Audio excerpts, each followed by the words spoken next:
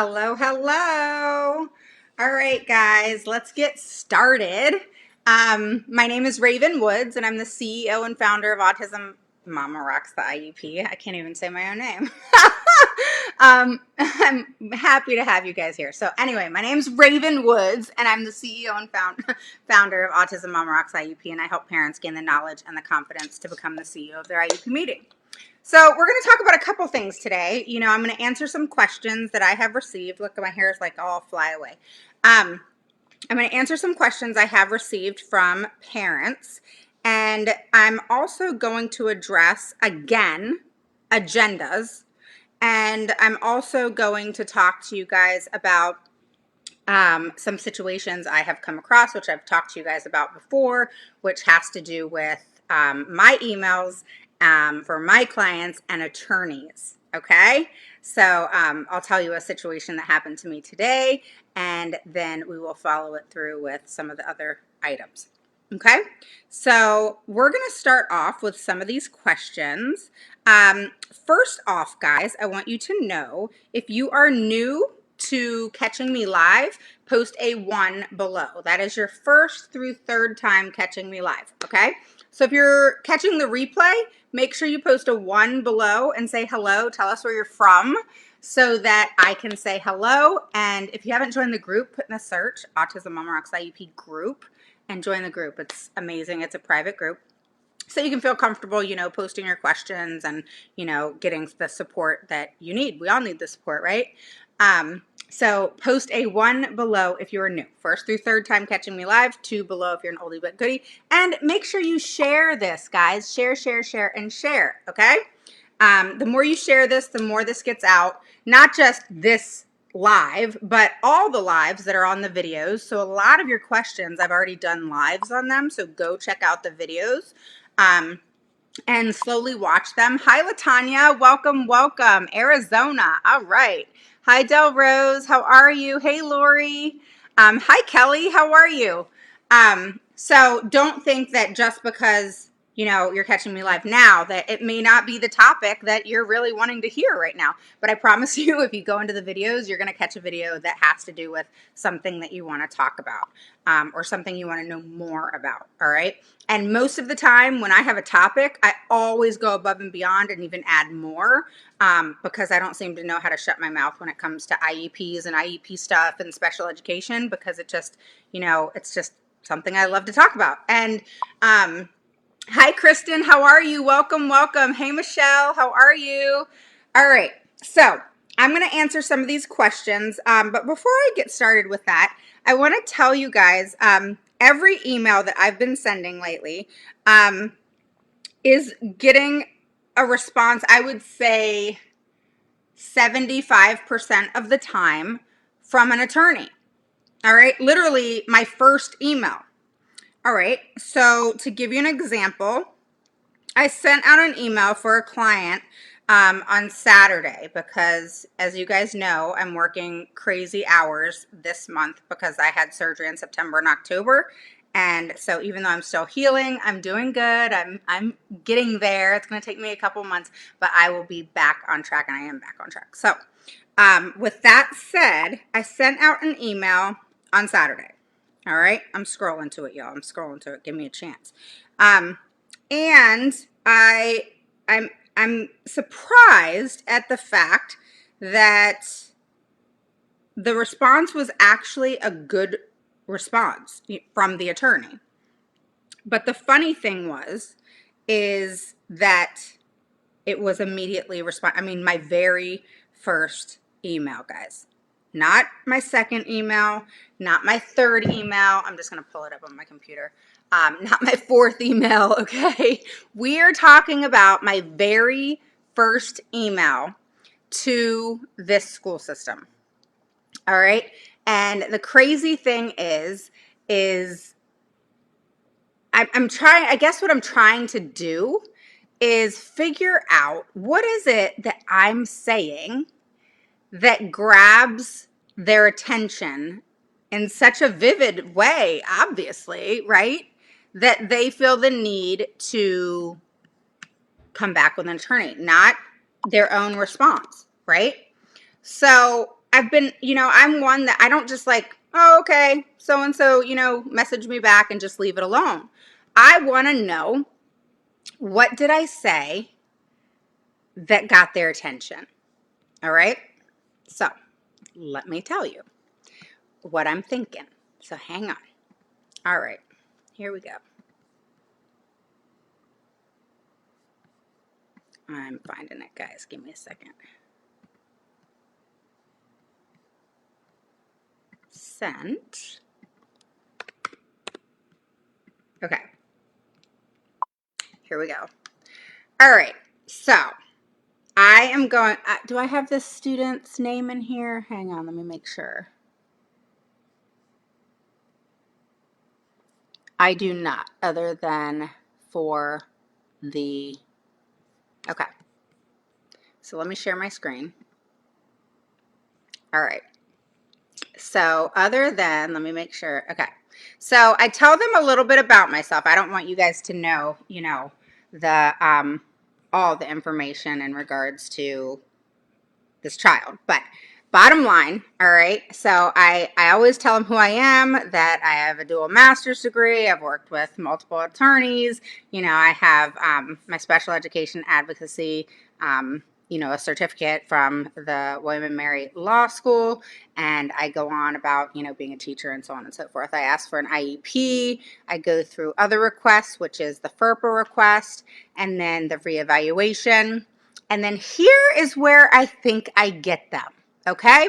So here I said, all right, I said at this time, the parent has not signed a 2020 IEP due to non-agreement currently, and then I go through what the IEP is in place, and neither the current amended IEPs are adequate, appropriate, and individualized to meet the student's unique needs. I go through, for example, there are duplicate goals, only one math goal, there are no reading, vocabulary, or writing goals. The student has no AT device provided by the school that is needed, and the one brought to school is not in the IEP. I say the removal of this is one thing that they did that pissed me off, was they removed a one-on-one that the child had in kindergarten and first grade in the second grade IEP, but never provided the parents a PWN. No, no, and no, that cannot be done. No progress reports have ever been provided to this parent. No PWNs have been provided to this parent. Inappropriate present levels and goals. Many present levels do not have strengths, special factors, and more. Goals are not measurable, clear, or appropriate. They have a remote learning plan that they sent to the parents, and this went to everybody, not just these parents, but it basically said that, hey, by the way, here's the remote learning plan that we're going to go by. These are the goals that we're going to focus on. These are the services that we're going to do. And they eliminated multiple goals and services from the child's IEP, as if the parent had to just deal with this remote learning plan that this school system sent out, that I guess parents assumed that that was that and the end of the story. But not only was that a violation of IDEA, it was a violation of the parent's rights and or lack of knowledge of knowing if that was okay or not, and having not provided parental rights with it. Okay, so let me explain that. So they provided a document that said, hey, we're not going to provide the whole IEP. They even said in this document that they would then provide FAPE once the child returns back to school from virtual learning. I mean, they admitted right there that they weren't going to be providing FAPE during virtual learning. They basically said, hey, here's the virtually learning plan. We're not going to be able to provide everything. Here's the goals. Here's the services that we can provide. And once your child returns to school, then we'll be able to provide FAPE again. I mean, so stupid. Hello. And then I said the triennials was not done by June 20th. There's no such thing as, they told the parents, we do not do this until they are 10 years old. If you guys are ever told that a triennial from kindergarten to, if say your child gets an IEP in kindergarten, okay, which all kids do, that's when you start counting. All right. So kindergarten, first grade, second grade, they get a triennial. Third grade, fourth grade, fifth grade. Got it? Sixth grade, seventh grade, eighth grade, ninth grade, 10th grade, 11th grade. Now, As I tell you, you need to go get not a triennial, you need to get yearly evaluations. But legally speaking, the school is required to come to you with the triennial. When I say ask for an evaluation every single year, I always go back to your children do not stay in the same clothes every single year. That doesn't mean they're getting fat. That means they're growing. Kids grow. Their brains grow too, by the way. I don't understand. What do you mean? Like, I asked the teachers the other day in an IEP meeting. I said, do you got kids? And she said, yes, but I don't really see that that's any of your business. I said, no, it's not any of my business. But I was just wondering, if you had kids, do they stay in the same size clothes every single year? And she was kind of taken back by that question. So she said no. And I said, yeah, that's what I thought. Because guess what? They grow, right? And she said yes. And I said, do their brains grow too? And she said yes. And I said, so why would we do triennial evaluations if they grow by size and by brain? And their brain size does change, but meaning their brain size as in the knowledge that is put into that brain. Okay? They don't get bigger heads, guys. Other than baby to growing up. Usually that head's in place by kindergarten. But no, seriously though, it just goes to throw at them like, this is ridiculous. Do you see? That's why I ask parents, always request a evaluation every single year. And look at the things that I ask for in my evaluations, okay? So going back to everything, I was trying to figure out, like, what did I say that was so big? Basically, I called them out on their violations, okay? The first one being that the IEP that they're trying to implement is not actually the IEP that is in place, and it's definitely not the IEP that the parents agreed to. Signed or not signed, if you state that you don't agree, they can't implement any IEP ever if you disagree. They have to go back to the table and you have an IEP meeting, okay? The next thing is the fact that I called them out on the fact that they removed a one-on-one from this student's IEP because I showed them. I said on the kindergarten IEP, on the first grade IEP, you had this, and then all of a sudden on the second grade IEP, it was gone, and you didn't get rid of, you didn't provide the parents a PWN. The parents had no idea, okay? And, you know, with the fact that many parents don't understand how to fully read an IEP, and that's not anybody's fault. I sure as heck didn't know how to read one for years. Those things are missed, you know? And the bottom line, it was a sneaky move, and they're going to say, oh, that was a mistake. Bullshit. It wasn't no mistake. No way, shape, or form. Do I think mistakes happen? Sure, they do. But bottom line, like I've told school systems, because many of them, watch this, you guys, I guarantee you, your school system has this, is many school systems have IEP systems, okay? Here in my area, it's called Synergy, okay? And so Synergy is what holds all IEPs for my area, and many different states use Synergy, but other states use different programs. And that's what holds the special education data, if you will, okay? And all the teachers, special education teachers, have access to Synergy for your child, for all children, and they're able to update their goals and or whatever, all right? And so that's where, you know, they can share their screen when you're online and whatnot when they're going through the IEP.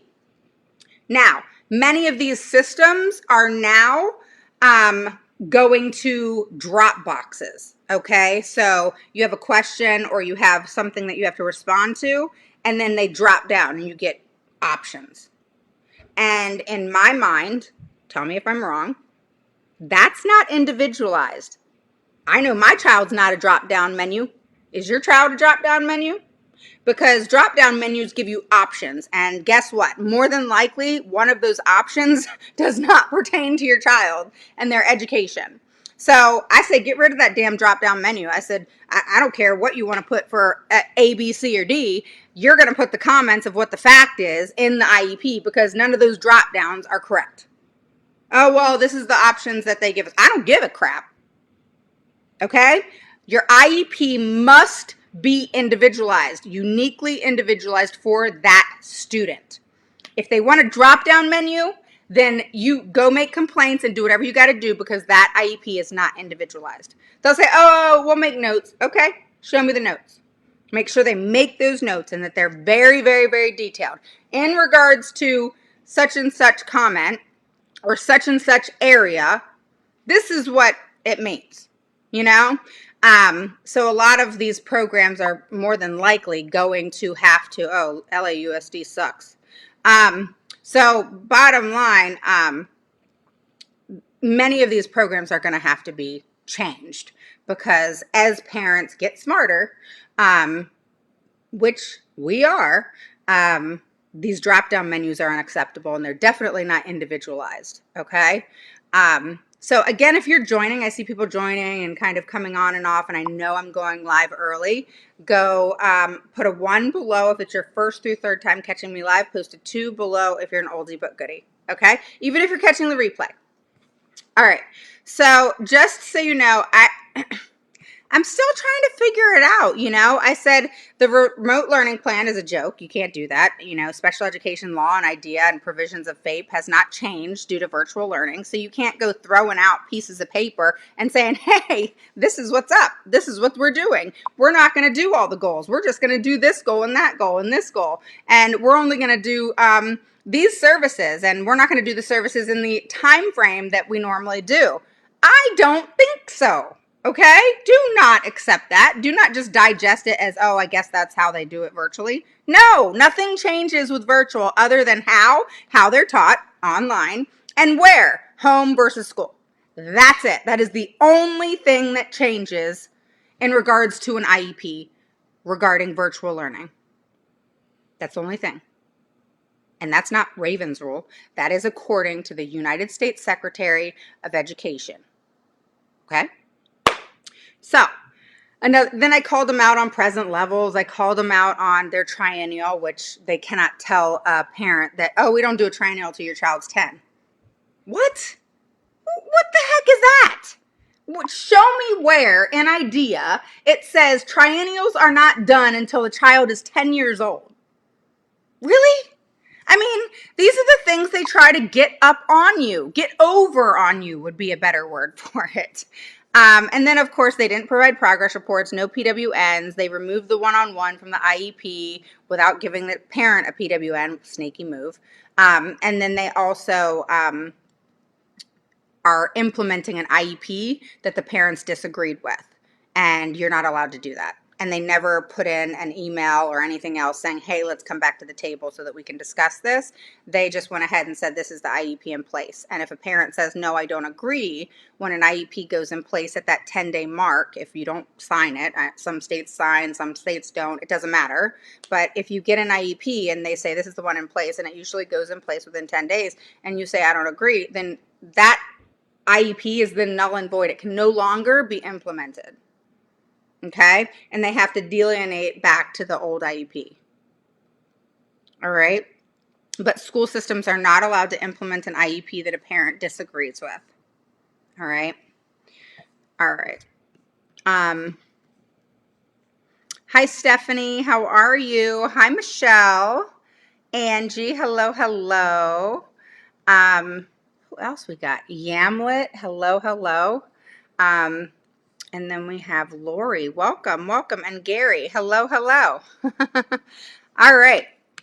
So we talked about why attorneys seem to come after me. It's because when I send that first email for a parent, I not only ask for the IEP meeting, which doesn't put them typically on defense, but I also ask for whenever you ask for your whole scholastic record, and then you have an advocate now in play. So you're asking for the scholastic record, which is what I do, and it's detailed. I mean, really detailed. Then I'm an advocate, all right? And more likely than not, they've looked me up. And then you have the fact that I called them out on their crap, all right? Like serious procedural violations, okay?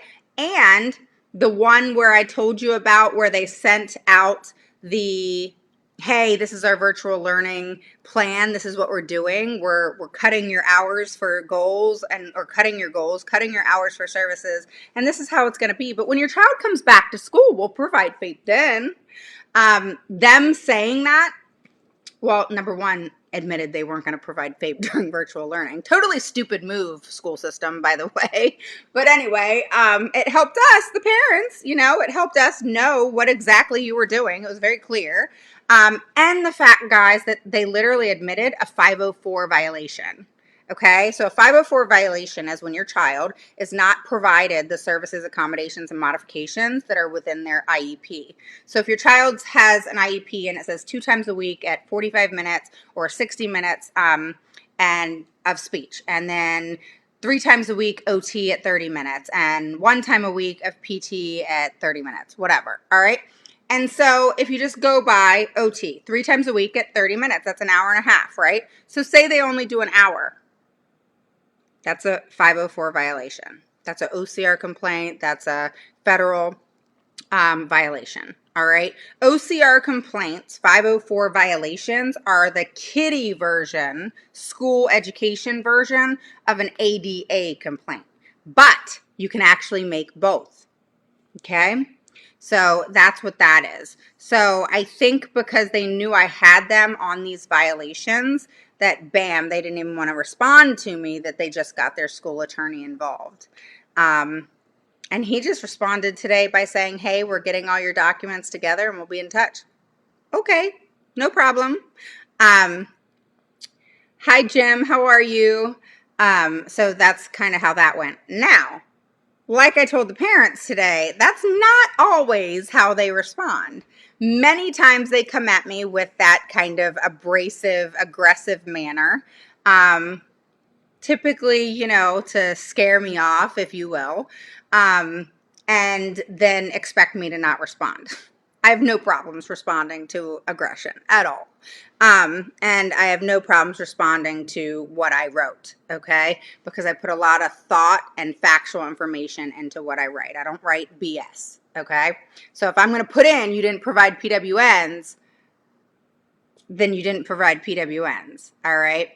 And, it's super important for these things to be adhered to, all right? So like I said in the email that I sent out today, so if you are on my email list, you received an email today at 5 p.m. Eastern Standard Time. And in that email, I was very descriptive on virtual learning, what it's doing, what's transpiring, and the problems that are coming about, okay? And it's going to be enlightening to some. Some are going to possibly already know, because they've heard me talk about these things. But check it out. If you're not on my email list, PM me your email and I'll put you on it. So just let me know. And all I do is take a picture and send it to my VA, and she adds you onto the list. Not a big deal. So if you're not on my email list, just PM me. Or if you're not on the group, just put in the search bar Autism Mama Rocks IEP group, and you can join the private group. Okay, so we talked about the email, all right, and the attorneys. We're going to now talk about agendas really quick. We already touched base on this a week or two ago, but it seems to be happening, I guess, because I'm having so many, like literally this month, I have an IEP every day and through December 3rd. And then finally in December, I can relax just a little bit, but I do have 2 due process cases. But other than that, how do you get on the email list? Just PM me, or if you want, go up and get the, if you haven't gotten the checklist, it's right here on the page. You can opt in for the checklist, and I'll get your email that way, and you'll get the free checklist. So you can do it either way. So you can PM me your email, or you can get the checklist for free, and your email goes in that way. So agendas. All right, I don't do agendas. I don't ever do agendas. When schools, I just got an email that just right before I went live. And it said, the parent's name, and said, here's the agenda for Wednesday's meeting. So I immediately responded, and I said, I don't do agendas. However, I understand the position of wanting to have flow and focus. So I will provide you an email with the flow of how the parent wants the meeting to run, and feel free to add anything you feel necessary. So not only am I saying, hey, here's the flow, but I'm also saying feel free to add what you want because it's a team, right? So you can't give, you can't provide a flow just and not get their information, okay? But the problem I have with agenda, you're probably saying, okay, well, what's the damn difference? A flow or agenda, just two different names, it's just a matter of semantics. No, it's not. Okay? A flow is a flow with a 1, 2, 3, 4, 5 of things you want to talk about, discuss, so on and so forth. A agenda is the same thing in that way, but gives you a time frame in which you can talk. So it'll say, all right, so from 10:10 to 10:30, you can talk about number 1. From 10:30 to 11, you can talk about number 2. Screw that. Okay? No, you're not going to dictate how long I talk about what, when, how, or where. Okay? That's not happening. You're not my mom. I'm an adult. I don't even listen to my mom. my mom doesn't tell me what to do. But you get what I'm saying, okay? You're not my boss. You're not telling me what to do. We are a team, and we will all decide what we're going to talk about and what's important, okay? And we're the ones, again, who asked for the meeting, not you. Got me? So there's a difference. And so we get to choose what we're talking about because we asked for that meeting for a reason. All right? So don't accept those agendas. Respond really quickly back and say, no, I don't really follow agendas per policy, per state law, and per idea. Per policy, per state law, and per idea. There's no law at all, ever, anywhere that says you have to adhere to an agenda. An agenda is very much like what's called a facilitated IEP meeting. So in the resolution arena, okay, umbrella, there is facilitated IEP meeting, which is somewhat like a mediation, but for an IEP. And then you have mediation, okay, and then you have due process. All right. So a facilitated IEP meeting, I never agree to. Ever. Ever. Never. I don't need a babysitter. If you and I can't work it out, then we need to move on. Okay, that means we'll request due process and we'll agree to mediation. We'll request, you approve mediation. But if we can't agree in an IEP meeting, that may be we go back to the table a couple times, because we need to unheat. But no, I don't do facilitated IEP meetings. Okay, no, I don't need to be babysat. No third party. Here's how I think about that. All right, no third party is going to change my outlook on this student and getting them what's needed and appropriate because the school system wants to be buttheads. My stance ain't changing. So if there's a third party there, they may be helping them, but they're not going to be helping me. So why would I approve of that? It's kind of like mediation too, same thing. But it is worth it if due process is kind of over their head. But, it's one of those things where we're adults here, guys. Okay? We do not need babysitters. All right? And the thing you got to think about is this third party that comes into play knows nothing about the case, knows nothing about your child's IEP. Nothing about the history that may be there that is detrimental to your child's education or has caused educational harm. They know nothing about that. So they're just there to be third party and say, okay, let's not argue. Let's kind of, talk about the purpose of this meeting, blah, blah, blah, blah, blah. All right. So my thing is, if you can't do that, I always talk to my parents and I say, as a parent, it would be, I would choose to go to due process, request mediation, hopefully settle in mediation. If not, we go to due process. A lot of parents are scared of due process. A lot of parents have that fear of, just not understanding the whole process of it. And, that fear of the unknown, So, message me if you have any questions because there's no point in dealing with hardship and heartache and stress and tension and everything else that goes with an IEP of wanting so badly to get your child what's needed and appropriate, and it's just not happening, and the school system is just not doing it. I can't tell you all the questions I get in regards to how do I get services and accommodations and modifications for my child, or how do I get the school system to adhere to them? That's some of the questions. Well, my answer to those questions are, number one, to get them to adhere to it, you got to start reporting them, okay, in the right way. You got to write your report pretty accurately and have facts. The next thing is how do you get your child accommodations and services and so forth? You have to really know how to read your data and your documentation and the stuff you have, your IEPs, your evaluations, your PWNs, your progress reports. I mean, I read everything, and believe it or not, I combine it into one. Not really, but really. And I look at how many of them are very different. They don't typically blend. So a lot of times what's in, present levels or the IEP isn't really in progress reports, or they don't support each other, or the goals that are in the IEP and the goals that are in the progress reports aren't supported with data.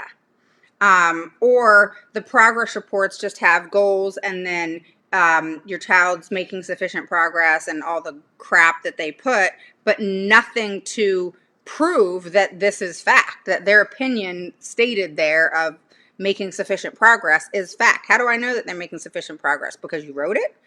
Because you checked a box? No, that doesn't say anything to me. I don't believe checked boxes. I want to see proof. I don't want to see a checked box. All right? I don't want to hear the child may do this. No, the child is doing it, or they're not. They might not may do it. I could may do something too, but you don't know. That's an assumption. Okay? And gosh, guys, I can't even tell you how important it is to have goals written adequately. So, like I said, Christmas time, breaks, summer, all of that is very important to not be lazy. What I mean by that is, oh, you don't put it off. Oh, it's summer. Oh, they're not working. Oh, it's Christmas break. I can't address anything. I can't ask for an IEP. No, that's not true. And that's actually the time you want to, because the minute you come back, say January 2nd, 3rd, whatever, you're on top of having an IEP being put in place. Okay? And they do see that email. And you can reference back to it. Hey, 10 days ago, so that IEP is quickly put into play in January. So you don't want to miss important times in which to request, because they are very, very important. Okay? And those are actually some ideal times to do it. And you're not running into a lot of hiccups and they're so busy, and then your IEP is put off even longer. It actually is a good time to think about it and do it, So if you're having issues, you're having problems, I am going to be putting my scheduler back up. It is closed right now because I'm so busy, but I will have openings come December. So you want to message and get on the books now. Okay, so I wanted to put that out there. So, all right. Thanks, Angie. I appreciate that. And thank you, Stephanie. Dorothy says, had a meeting today because of me watching you. I'm beginning to kick butt, not be emotional. Thank you. That's awesome. Y'all have to tell me more about it and how it went. So let's go and answer another question, even though I answered the one in regards to what I had just spoke about. But let's do a couple others. All right. So many people actually say, hey, I'm new at this. I don't really know what to ask. I'm just learning. Well, you're in the right place. Okay. So here and I would say over on the group is really where you're going to learn. But a lot of lives happen here. So you're going to learn here too. All right. Another question that I get a lot of is guidance on helping your child achieve their full potential. Well, the number one thing in regards to your child achieving their full potential is having people that believe in them. So I'll give you an example. I have two cases and situations where the school system already assumed that the student was not going to do well. One of them is in regards to an evaluation. The evaluations were done. On the evaluations, it was documented that they already knew that the student was not going to do well due to their cognitive ability. In another case, the staff have very blatantly stated that the student who's 14 is on a first grade level because of his cognitive ability, and basically stating that he no longer can learn. So number one is having high expectations for every child, which is an idea. All right, having a high expectation for that child, whether it be where they make a massive amount of progress or just a little bit of progress, they need to make progress in lieu of their disability. Bottom line, they have to make progress. Whether that be a big amount or a small amount, they need to make progress. And having somebody that believes in them, having somebody that has those high expectations and doesn't automatically assume or think or feel that that child is not going to make any progress, I think would be number one. So for your child to adequately, and achieve their full potential, that would be number one for me. Number two would be having appropriate evaluations done and then be adequate enough to where there's a baseline created and present levels put in place that are 100% accurate with the strengths and weaknesses. And then also you want to make sure your goals are put into play that are appropriate for that child and their individual needs. So those would be my two number ones. Okay, so in regards to, I'll answer one more question. Okay, here's another one. I need to know what services to ask for. Okay, so if you want to go to my website, you can get the services. I think it's there. If not, message me. But you can buy my services, accommodations, and modifications mini course. It's super cheap. It's under $50, I believe. Look, I don't even know. It's under $50. You get me, you get videos, and you get all the knowledge and over hundreds of accommodations, services, modifications that you can request and why.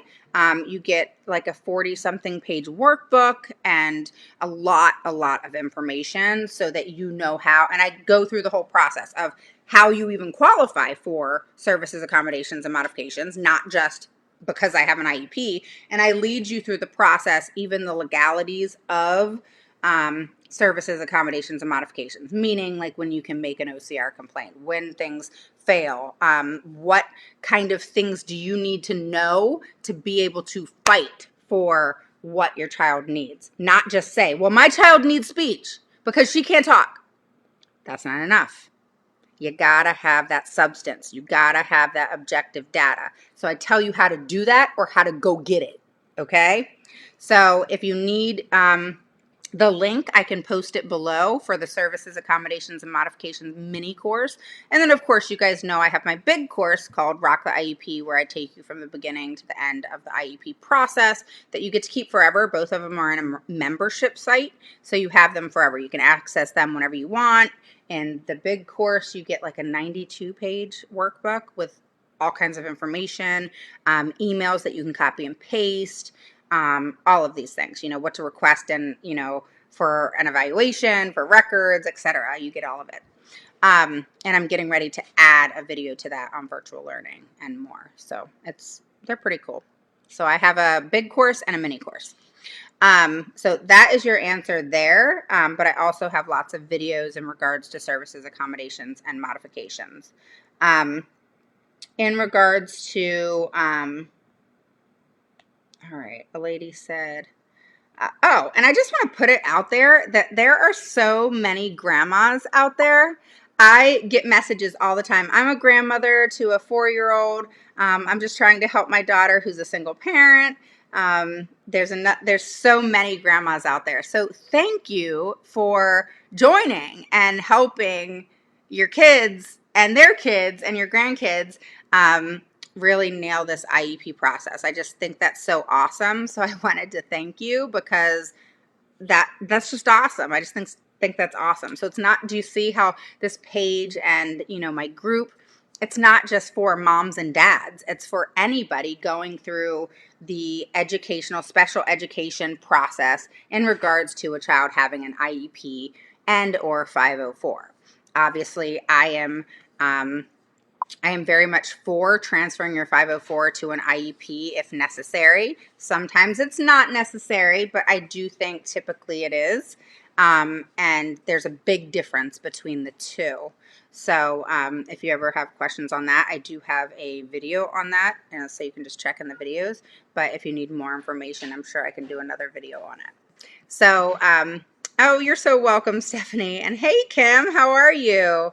Of course, your courses are amazing. I did get the large course and the mini course. So that's awesome. So I'll post the links below, guys, and make sure to share this and make sure to click notifications, okay? So I will talk to you guys soon. If you have any questions, post them below. I will answer them. And if you're catching the replay, post a 1 below if you're new, your first through third time live, and a 2 below if you're an oldie but goodie. Thanks so much for joining me live. I promise I'm going to be going live tomorrow. And I'm going live on the group because I'm doing a live Q&A. All right, Tuesdays typically I do a live Q&A over on the group. So make sure to join the group, Autism Mama Rocks IEP group. You can just stick it in the search bar and join us tomorrow night. It could be early evening like this, but probably tomorrow night. And we're going to do a live Q&A. So tomorrow is all about you guys. It's not me talking about any one topic. It's about you guys asking questions, and I answer them as quickly as possible because typically the questions come quick, and I'm just trying to keep up. But I answer them, step by step along the way. And sometimes there's lots of parents who know the answer from listening to me, so they'll respond to you. But it's a good time and fun, and we just chit chat and pretty casual. And again, it's over on the group, and you get all your questions answered, hopefully, in that setting. So I will talk to you guys soon. Hopefully I see you tomorrow, and don't forget to share. Talk to you soon. Bye-bye.